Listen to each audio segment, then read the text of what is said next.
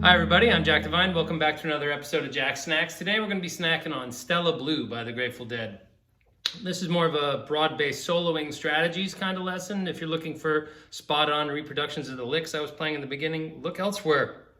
They aren't here. What we're going to talk about here is how to come up with and think about this progression so as to enable you to create those lines on your own. So first, let's talk about what's going on. The strategy is chord tones, chord tones, chord tones. The great thing about it is the song is so slow, okay? So we start out with just like a straight up E major chord, okay? Then we're going to an E major 7 chord. Okay, that's the same triad except we're just lowering the root an octave above, like that. And then we're gonna follow that root, okay, down chromatically, like a line cliche, okay? So we're gonna play E major 7, and then the way to look at that is not with an E in the bass, but with an A in the bass. It's an A sus7, an A sus4 chord. And then that releases into A major, okay? So E major 7, A sus4, A major, and then we're going to go E minor, okay? And then here's the greatest chord in the whole tune, C7, okay? And then finally we resolve to B7, okay? Now there's other chord changes in the song, but this is what we're focusing on, is how to play over that progression. So E major, E major 7, A sus4, A major, then we're going to play E minor, C7, and then B7. 1, 2, 3, back to our loop. All right, so over top of this, we've got the melody of the song that we can consider, okay? Okay, it starts off with that B note, okay, then... Okay, and then here's where we get some nice opportunities over the E minor. B flat in the melody. Up to our B. Okay, that's kind of the vocal melody, right? So once we get through with playing that, we can start thinking about arpeggios. E major. E major 7. Hit that D to show show the suspension of the A chord, and then release into normal A major arpeggios. E minor is just G major down, C7, and then back a fret to B7.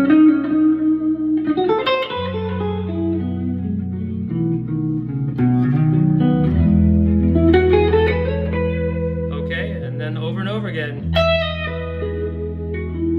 Take your time, you know, you don't have to go sus, back into the 3, E minor, right?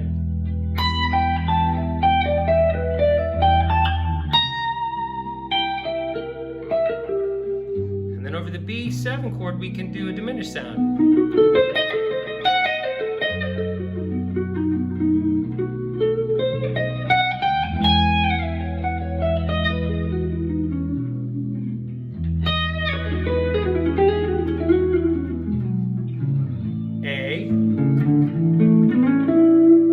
Sus, E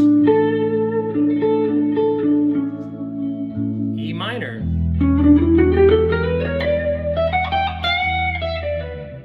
C7, B7, Phrygian dominant, right? Arpeggios.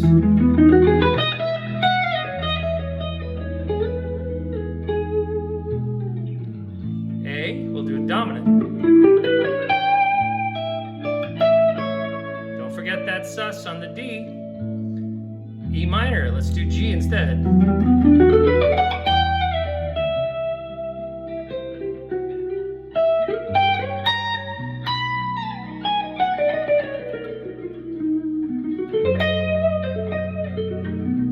Okay, and then back to...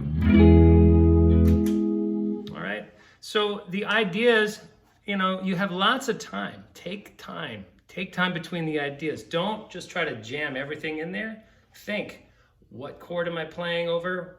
And what mode or what kind of extensions am I looking at? So let's talk about that, right? I'm not just gonna say, do that and not show you how to do it, okay? That's the whole point of this lesson. So E major, right? We're thinking about...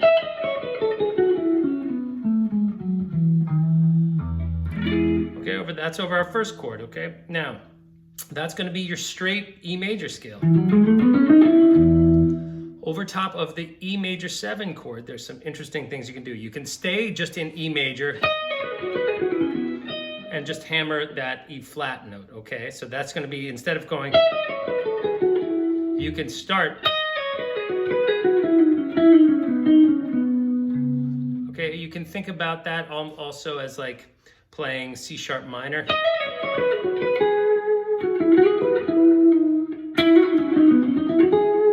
Okay, just be careful. Don't play B flat over that E major 7 chord.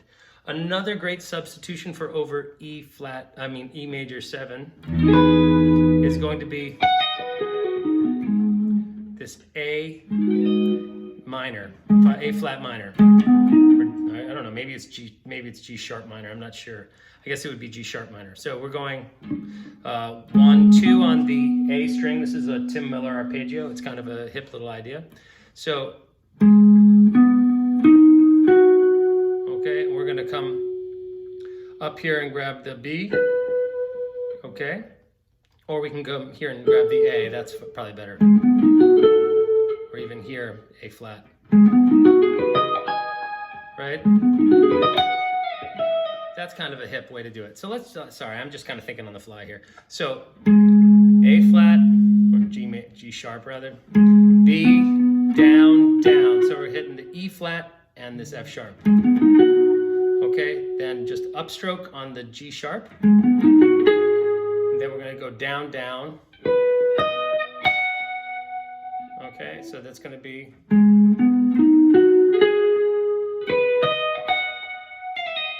And then we want to do a 4-note trill from this F sharp back to the E flat.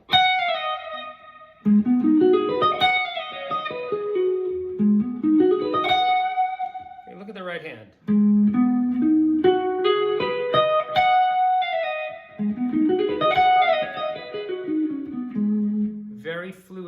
smooth. Do not come off the guitar. Remember, we're trying to brush through. Brush, not rake, okay? You can take your time. You could...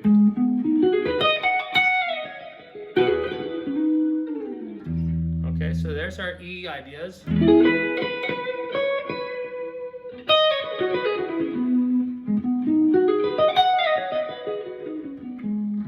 That kind of thing. Then over the A sus chord, just make sure that you first start by playing the D and then go up to E and then start playing, thinking A major lines, okay? And not A, well, not A major, more like A mixolydian.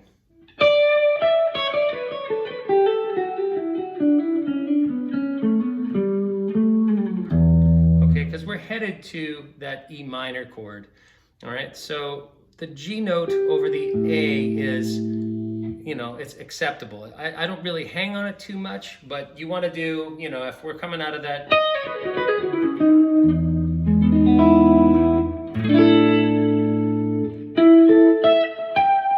it's kind of modal, bright, open, stacked sound. And then finally we get to its third, right? So I'm kind of avoiding the third until the back half of the A's, right? There's two A's. There's one that's an A sus, right? And that's the one with the D in it. So we want to avoid the C sharp until we get to the second half. So that's the strategy over the A chord, okay? You want to be thinking also, you could think D9 over that, right? That's going to be totally cool, right?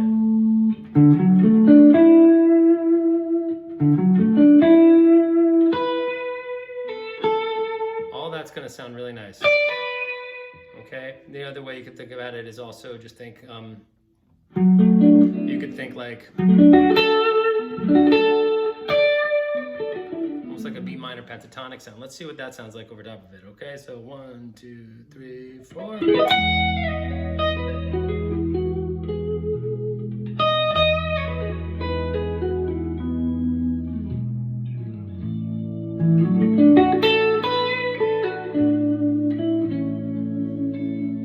Playing B minor pentatonic over that A sus. And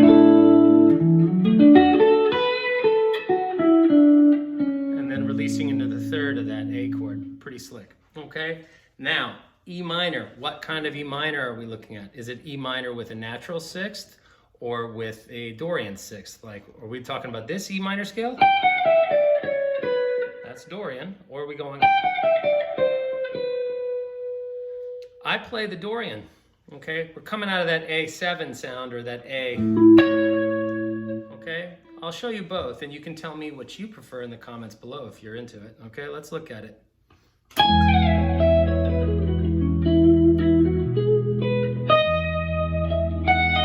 Here's the A sus chord.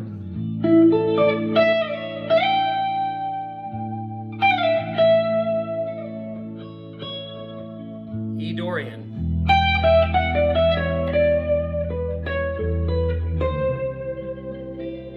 Okay, my thinking is that if you play this, the C note, over the E minor chord, you're kind of giving away your most valuable move prematurely, okay? That note, the C and in particular the B flat even, are probably the most powerful and unexpected change in the song is that C7 with its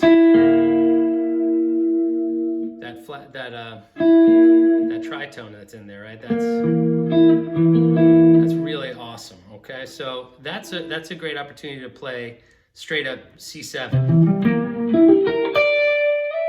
And then over the B chord, we can play B mixolydian or B Phrygian dominant or B diminished. And I'll show you all three of those options and what their tonal ramifications are, okay? But let's just assume that we're going to stick with the E Dorian. I'll show you what it sounds like and you tell me if you think it's less effective, okay?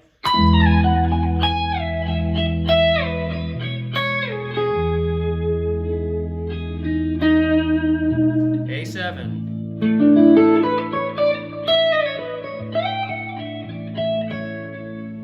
Okay, E minor, natural sixth.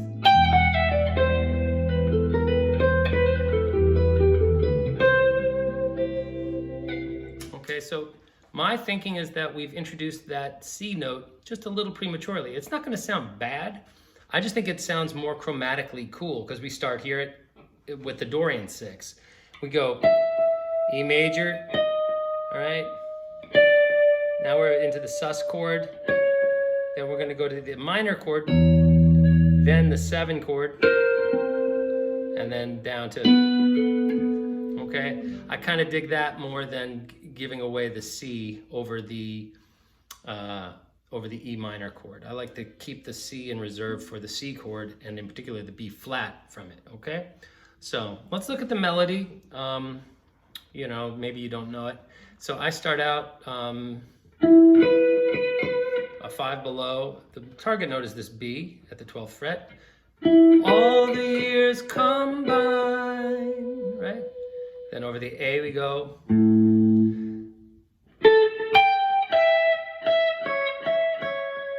Okay, I play it off of the A note and then jump. It's a nice wide interval. And then after that, we've got 2 minor thirds over the top of that A chord. Okay, then the E minor chord.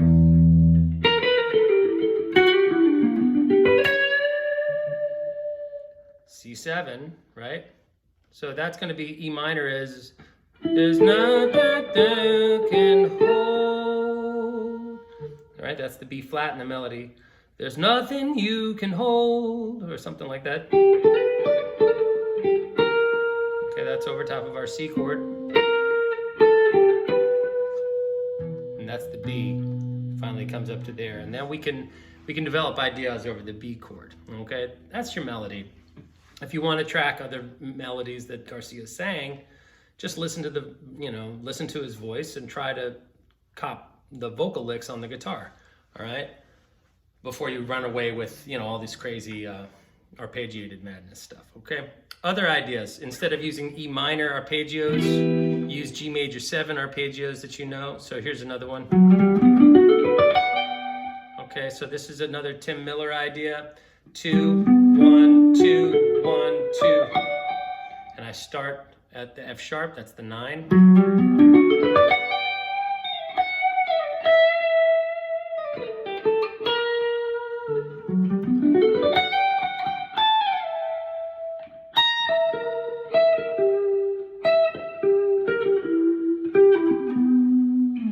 Okay, over the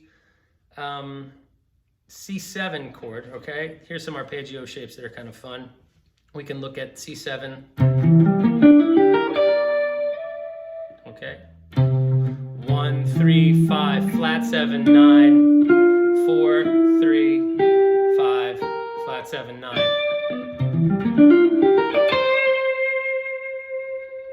Get up to the 3rd. Okay, or get some chromatics in there, right? To the B7. Okay, now this is another great chord, okay? We can play it safe and just do B7 arpeggios. Or we can take that's the 5 of where we're headed. So one of the tricks in music is that over the 5, you can kind of tweak the 5 a little bit. You can get kinky on the 5 chord to create extra tension on your way back to our 1. That's going to be our E chord. All right. So over that B chord, there's 2 ideas that I'll put forward. Okay. In addition to playing just your standard B, like B7 sounds.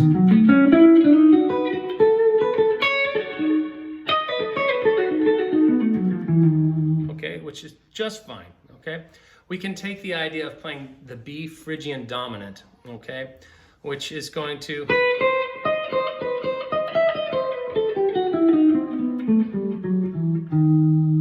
okay, now you don't want to go too far with it because the last little chunk of it, you don't want to be stuck on some weird exotic note and then immediately go back to that super bright sound of that E major. You want to kind of play with it initially over the B and then get into a slightly more predictable tonality. Sadly, this is the last chord in the loop, so you're going to have to hear me work through the rest of the progression.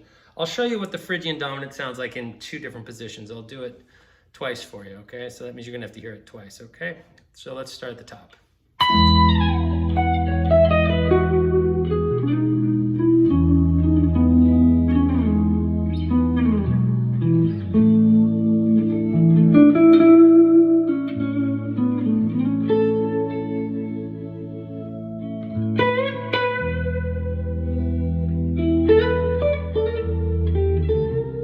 That's the B flat. Okay.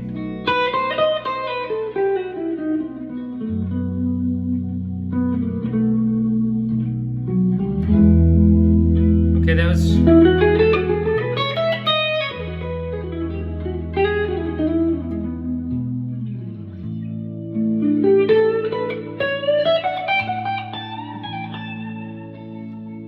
E minor.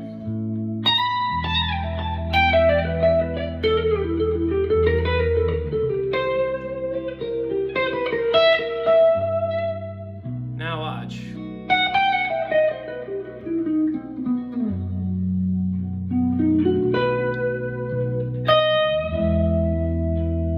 Okay, so I did my 2 favorite Phrygian dominant ideas, and that's out of this shape right here. We're going to take the B chord shape and the C chord tones, and we're going to superimpose them on top of one another. So if we did every note here, and we did every note here, all right, and we did, and in addition, we could take its octaves. All right.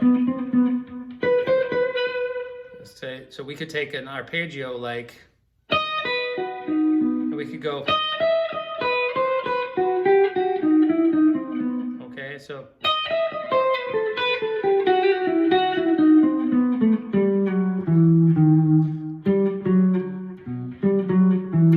That's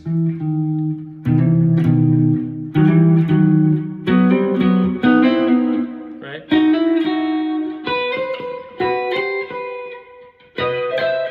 That sound of playing both the B and the C, okay? Now what the one trick is, we don't want to play the flat 7 and give it that treatment, okay? So B's flat 7 is off limits to this treatment. Don't do it, but you can start it.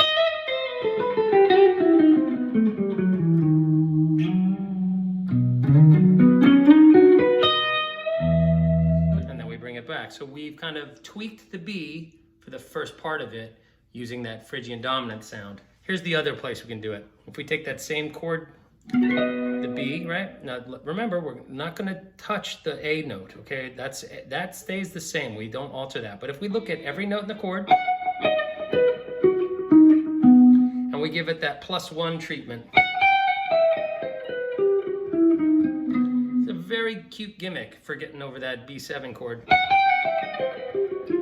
Okay, or we can do it here too.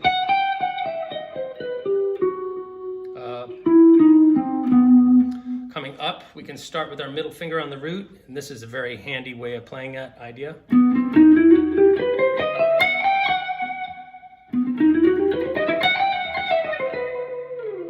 Okay, very...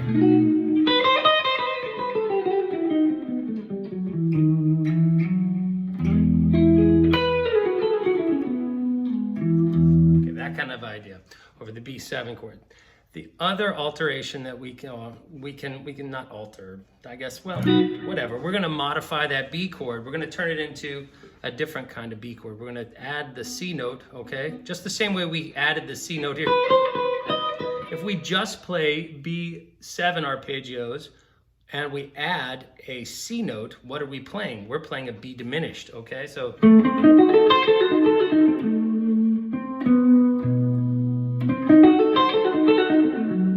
Okay, that's also the same as F sharp diminished, you know. So it's actually C diminished, sorry. So it's gonna feel like we're gonna start our lines on the B up here, and we're going to get to the C there. Now watch this. This is, again, it's like kind of a geometric anomaly, okay? So it's very easy to do this. This is hard to visualize and see coming, but once you're shown it, you can't unsee it. 1, 3, 5, flat 7, and we're going to take that same shape of, okay, we're going to take that and do the same shape off of that flat 7, and watch what happens. 1, 3, 5, flat 7, up, there's our C note. Okay, this is a great way to fly through a diminished arpeggio. Okay.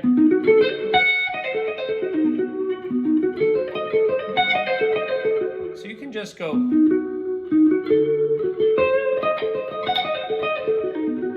over top of that B. All right, let me show you how to do that, or put it in context. Okay, so we'll do the B diminished variant of the 5 chord, and then we're going to wrap things up. Okay.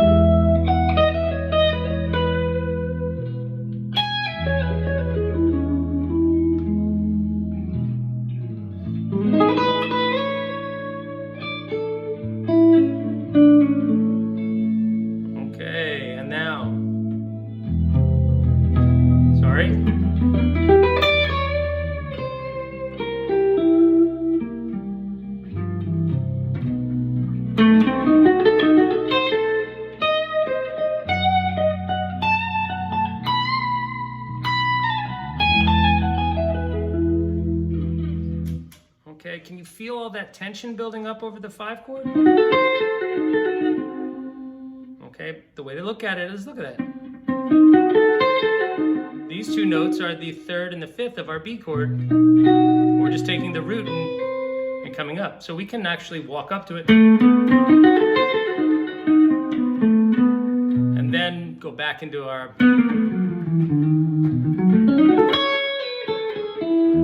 Remember what I said, you don't want to be tweaking it right up to the very end. It can sound a little too, I don't know, too cerebral, okay? So that's 26 minutes of me blathering on. So pardon me for being long-winded Irish guy, but that is kind of the way we come. That's really what I think about when I'm playing this song.